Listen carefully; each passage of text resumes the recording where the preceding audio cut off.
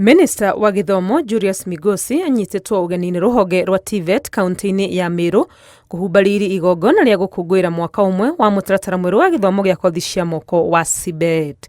Nĩ areganĩte na ũhoro atĩ thirikari ndĩrĩrarekereria mbeca kũrĩ mathukuru cia gĩthomo gĩa tamu ya gatatũ, akiuga mbeca ici nĩ ibatiĩ gũkorwo ikinyĩte mathukuru. And I want to assure the country that as far as the ministry is concerned, the funds were released and we are going to find out what is the discrepancy that they are talking about, and if there is a discrepancy, we will be able to address it.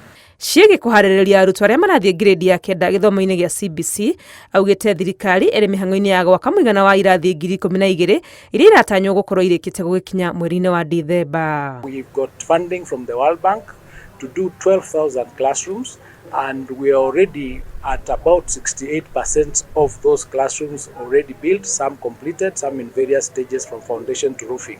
The balance of those other classrooms are supposed to be done by the CDF, which was a matching fund that the ministry and the CDF gave, amounting to about 7.8 billion, and they'll be dealing with those classrooms in a manner that there is no duplication.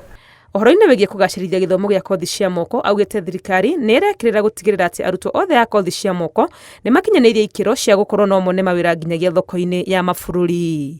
Ngĩribotera Inooro TV, rĩtwa rĩakwa nĩ Wangui wa Mwangi.